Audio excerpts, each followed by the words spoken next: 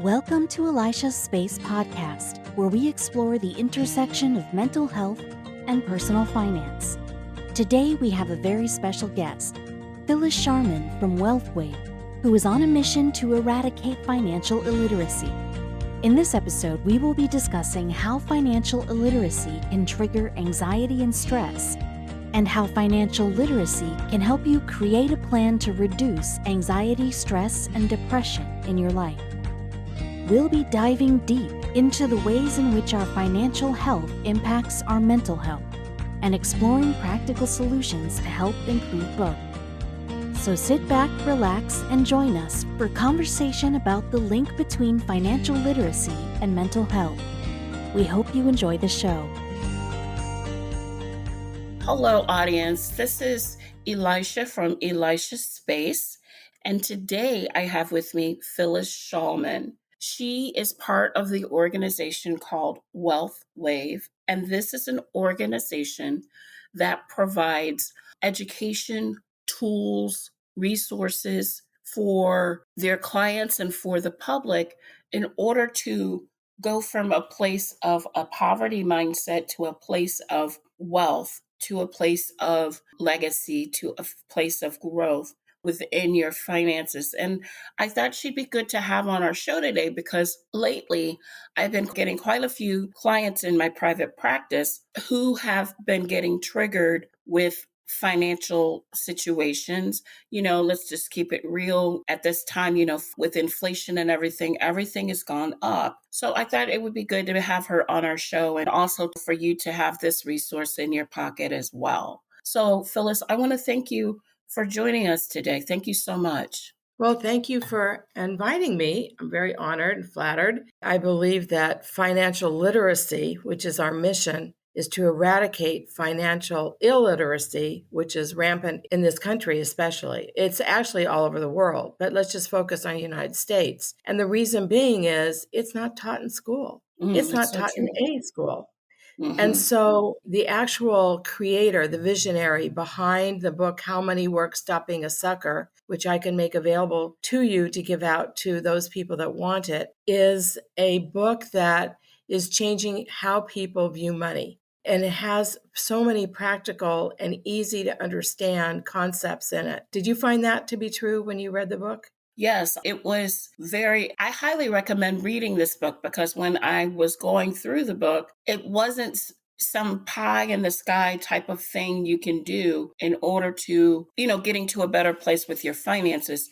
It was very realistic, easy to do things that you can do. And it was little small things you can tweak in order to see a difference. When I'm talking with my clientele, I've been mentioning Phyllis to them, audience, because Phyllis sent me some books, offering the books to the clients so that they can have that as a resource as well, because that's how much I like the book. I'm actually giving people who are experiencing anxiety and finances as a trigger, I'm handing them this book in order to give them some support. So that's how much I like the book. So I just highly recommend it because of the resources and the things that's there. So can you tell me how WealthWave got started? What was your journey with WealthWave? And how did you get involved? Well, WealthWave is actually a miracle in my life. I came into the financial industry in 2006 as a long-term care specialist. Nobody was really wrapping their head around what long-term care was. Long-term care is, I'm sure everyone has experienced someone in their family or their friends who needed help just getting dressed or feeding or bathing or transferring from the bed or from a chair someplace else. And these things are not covered by insurance to hire somebody. Or if they rely on a family member, two things can happen. One is that family member cannot work. And two, it's a very big stress and causes a lot of anxiety to the caregiver because they're emotionally involved with their loved one. So I thought it made sense. I needed a vehicle to be able to earn some money, but I've always cared about helping others. And I have a large family. I myself have 7 children and many, many grandchildren right now, which I never thought would happen. But I had to be available to some of them who, had different situations that needed my support. So I couldn't really get a 9-to-5 job. So I have a commission only position, which is sometimes challenging. But above everything, my whole desire, my whole goal, my personal mission is to help others. I was lucky enough in 2016 to come across a Monday morning Zoom that featured a gentleman by the name of Tom Matthews. Tom Matthews has been in the financial industry for 40 plus years. And this is the greatest visionary I have ever had the privilege of meeting in my life. And so much so that I saw him on a Monday morning webinar, and I was taken by his sincerity, his compassion, his desire to help others. And the name of that interview was Tom Matthews, My Successes and My Failures. And he was not afraid to actually talk about things that he failed at, because he didn't let that stop him. He continued on. So I just grabbed onto it, and I actually sent an email thinking that the answer I got was just from some random person. But I was so taken by his story because I had never heard anybody in the financial industry speak the way he did, speak about really caring about others. And I asked the question via a webinar chat, could I have his email? If there's any way I could have it, that would be great. And I put in mine, and the next morning I had an email from Mr. Tom Matthews. Now, it doesn't sound like any big deal, except Tom Matthews has an organization. He's the one that started WealthWave, and he has over 12,000 people in his organization. It's quite spectacular. His mission is to eradicate financial illiteracy. And it just aligned with my beliefs. And I was so blessed. And the miracle in my life was that I was able to get on his team in September of 2017. Took a little bit of patience, a little bit of doing. But in the financial industry, you have many people who are life insurance agents, financial advisors that really care about their own commission. And, we all have to make money, sure, but not at the expense of others. And Tom's whole MO is it's the mission before the commission.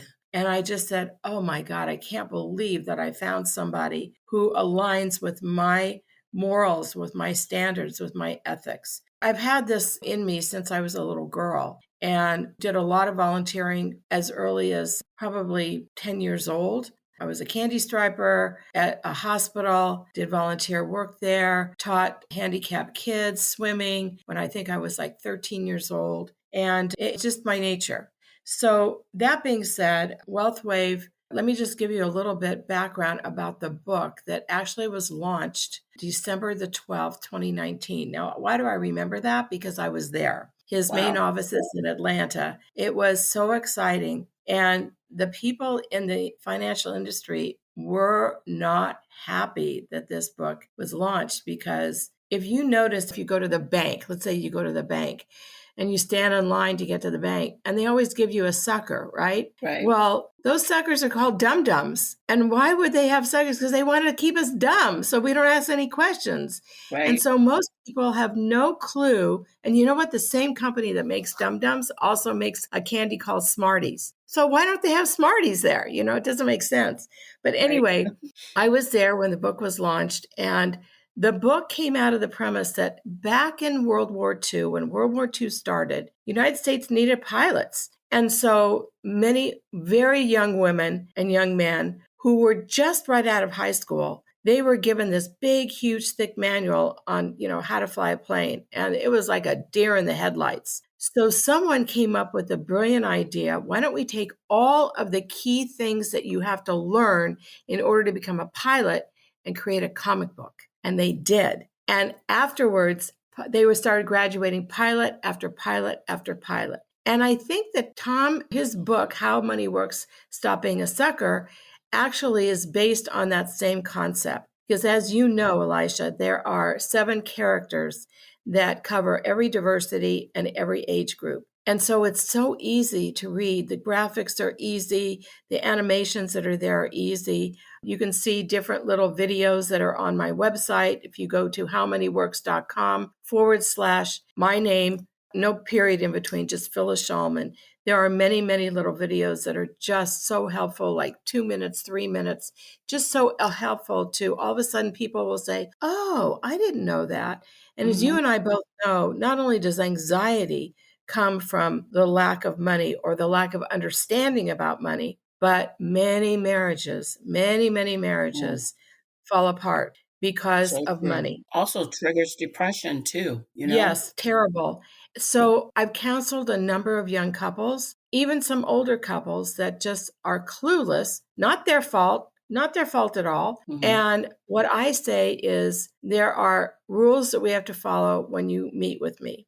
And here are the rules. There's no blame game. Nobody's going to start a fight. We are going to just look at numbers. That's all they are. Let's take the emotion out of those numbers and just look at how we can. And I find that people are very, very protective of sharing that kind of information. So that's Yes. great where you're telling them to take the emotion out of it because they view their financial situation as a reflection of them being sometimes a success or a Or failure. a failure. Exactly. And I'm here to tell you that if you go to the doctor and the doctor knows everything about your health, mental, physical, etc. Well, under HIPAA guidelines, they're not allowed to share that with anybody unless the patient or we as patients give that permission. Right. Well, I, as a financial educator, it's the same exact thing. We have certain compliances, we have HIPAA guidelines that we have to follow, and we cannot share that with anyone. The example I give is one of my clients lives out of state. I know his family, they live here in Silver Spring. I'm not even allowed to let them know if I had a conversation with their family member if they call me during the day. I'm Right. not even allowed to say, oh, I talked to so and so. I'm not allowed to do that. Just like a doctor has his license, we financial educators have our license, and I take it very, very seriously. So it's really a matter of sitting down, taking away that anxiety the best you can, and hopefully that person will trust me enough to be able to expose what is working and what is not working for them. Because Right. again, they're just numbers. Right. So we have given out over almost 1 million books. Tom Matthews has been on over 300 media outlets, TV, radio. He's been written up in different magazines. So it's really an unbelievable thing. His mission is, he doesn't have to work another day in his life. He's an extremely wealthy man, but you would never know it because he treats everyone the same. Wow. It has nothing to do with status or money. It has to do with humans reaching out to humans. When I found that, I'm telling you, it was a miracle because before, every day I wanted to quit the financial industry because I thought, wow, do only these people care about money and they don't care about the client? And so personally, I think that God directed me because he saw, okay, Phyllis, I'm going to introduce you to somebody, so that Mhm. you can do what you do best. And that's caring about other people and helping them. When someone sees you, what are just some practical things you talk to them about? Like, what is it like to be a client with you, Phyllis? Well, first of all, it doesn't cost anything. That's number one. Number two, I want to find out, who are you? Tell me about your life. Tell me Mhm. about your journey. Tell me about the jobs you've had, the struggle you've had with money. I'm in the middle of right now a police in a small city in Maryland, and I gave a couple of classes to them, the morning shift, the nighttime shift. And one of the things I said in my class that I gave them, and I taught directly from the book, I said to them, how many of you just get so frustrated that without any regard of your bank account, you just say, I'm going to go buy this because I deserve it. I'm going to go have that dinner and spend money because you know what? I work hard and I deserve it. Every one of the officers was shaking their head yes. And I Mhm. said, I'm not telling you to deny yourself. I'm telling you, let's look at your financial picture and let's talk about where you are and how you can improve just a few little things. I'm not looking at trying to change your whole life, but just look at a few things. As an example, police officers in general drink a lot of coffee or they Right. eat donuts. That's the The stereotype they drink. stereotype, right? Right. Right. So one of the Right. officers, I said, how many of you go to Starbucks? And a few raised their hand. And I said, how often do you go? And one officer said, oh, I go every single day. I said, really? So, yeah, I live across the street. I said, well, how much does it cost you? Oh, $7. I said, wow, $7 times let's just say 5 days a week. It's $35 a week. Mhm. Weeks turn into months. Months turn into years. Figure out, what is that costing you? I said, so here's my challenge to you. Give up 2 days a week. Just 2. I'm not telling you to stop going to Starbucks. Just 2. That's $14. And I'm going to interject something too. This is an example of what she was referring to in the book, where it was very simple, easy things you can do so that you're not feeling like, oh, I'm going to have to eat rice and beans for 6 months, But go Right, ahead. right. Right. And the only way you can do it is to get a financial snapshot of where are you right now. Most people don't even know how to budget. And let's not just talk about budget and spending money. Let's talk about, people don't want to think about the future. They don't want to think about retirement. They have this idea that the government will take care of us. Or if I'm on Medicaid, they'll take care of it. It's not true. It's not true. Matter of fact, they're trying to get rid of it. I from what I can see. Yes, it's very frightening. It's very, very frightening. And so as much as we don't want to think about the future, that has to be part of the equation as well. Mm-hmm. One of the questions that you had sent me prior to this said, what is wealth? How would I define it?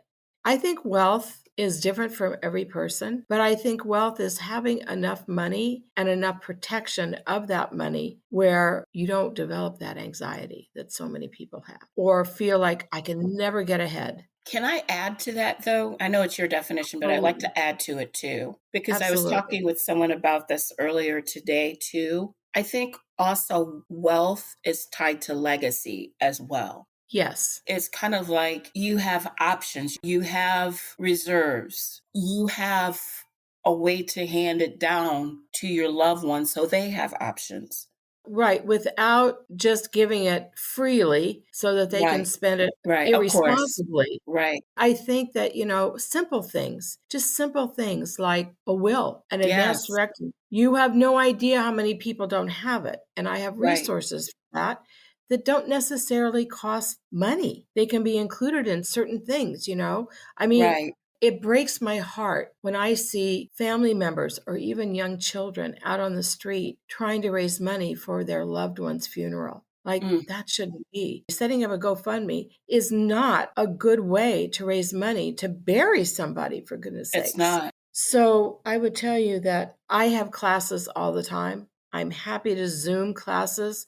I'm happy to sit down with anybody and offer a free book. Anybody that comes to my classes, and I have a number of classes. I have a Master Class 1, I have a Master Class 2, I have the combination of the Master Classes. It's called the Enterprise. And then I have 5 short classes called the Element Classes, and they're about 20 minutes each. So I'm very happy to set up any time with people and go over that. I think it's very important as we learn to read, or as we learn to do basic math, as we learn to drive a car, it's important to learn how money works. I wish I had better understanding of money when I was like 18, 19 years old, when I was starting versus today. You know what I mean? Like, if I knew what I knew now, I mean, with hindsight's always 20/20 anyway. But if I knew what I knew now, I really think I would have been better equipped to handle things. It's kind of like you figure it out as you go. No, 100%. Because you know what? Money is money. And I will tell you that I was in the what they call the supplemental space of insurance for, probably 15 years. I still believe in it because anything that can protect your assets, no matter how small or how large they are, is very important. Insurance is nothing more than transferring the risk from your assets, from your bank, from your whatever it is, money that you stash in your mattress, to a company. So I'm very familiar with benefits. I'm very familiar with how small businesses struggle with benefits, and have all sorts of ideas and ways to be able to sit down with that business owner. And really, under ERISA, financial education has to be part of that. And it's just not. It's just not emphasized. So I feel like I'm the messenger and I'm a resource. People will say, well, how do you make your money? Well, my job is to look at the whole financial snapshot of a business owner or an individual, I should say, and then come back with some suggestions, see where the gaps are, and come back and educate them to what my suggestions are. Warren Buffett said, he's extremely, extremely wealthy, right? A multi-billionaire. And he said he never has bought anything that he doesn't understand and that he's not comfortable with. In my industry, I know for a fact in dealing with people, they don't know what they bought. They don't know how much it was. They don't remember because they were told, just sign here. And so for my clients, what I do is I come back with the suggestions, maybe some strategies, and I want them to feel comfortable and understand so they're empowered to make their own decision. I will never make the decision for them. My expertise is in finding out where their gaps are, but I want to make sure that they can afford whatever I'm offering them. So I kind of custom design everything. And then if they choose something, well, I get paid from the insurance company. I don't get paid from them. It has nothing to do with their policy at all. Well, that's fantastic to know. Thank you for sharing that. That makes it a more ethical type of connection. It probably makes people more comfortable to talk with you. So could you tell me, if someone wants to reach out to you, if they want to get more information, how can they get more information about you? And do you have any future projects coming up? You can reach me at 562-537-6365. Please text me who you are before you call me because I won't have your number in my contacts, and I will get back to you. I get back to every text or every email. You can also email me at phyllis.sharman, that's PHYLLIS .Sharman, SHALLMAN, at wealthwave.com. I do reach out to people. I have clients in California, in Texas, in Nevada, in Georgia. I'm licensed in many, many states. So I'm very happy. If you have any seniors or people that are turning 65, use me as a resource to learn about Medicare, how it works, because I'm also certified for Medicare. And it would be great if we even created something like that, around a workshop or something like that, where you could come in and teach some fundamental things like that. Would you guys like that, audience? Like a webinar or something like that? I'm sure that will help give you some resources, because financial anxiety, it is a trigger for quite a few people. So this might be able to be a good resource for you if we were to set something up. Listen, Elisha, you and I can get together and make a list of all those shows we want to do. Happy to do it. Happy to Zoom with you, and then you record it, and then you'll have a little library that will take care of clients, and then they can reach out to me. So, audience, now you know how to contact her. You know how to reach out to her if you need any assistance or support. Also, listen for any opportunities and things, because you'll be looking out on my website as well and in my information. Her information will also be listed in the description of this podcast. So if you want to look her up and see for yourself, you can do that. Most of her services, the education she provides, is at no cost to you. So that's part of the reason why I think it's just so important to connect with these people, just so that you can get the education you need regarding wealth, just getting that information regarding wealth. But I also hope you are feeling encouraged. I hope this is an additional tool that's assisting you within this process of healing that you're going through. And if not her, look into other resources as well, because that's the purpose of this podcast. So be well. And as you move forward within your healing journey, know that you're not alone. We're here for you. Thank you for joining the show. Thank you, Elisha. Thanks for listening, and we hope you'll subscribe so we can keep the conversation going. If you love the show, consider becoming a subscriber for $9.99 a month to hear episodes ad-free. Now go move forward in your healing journey.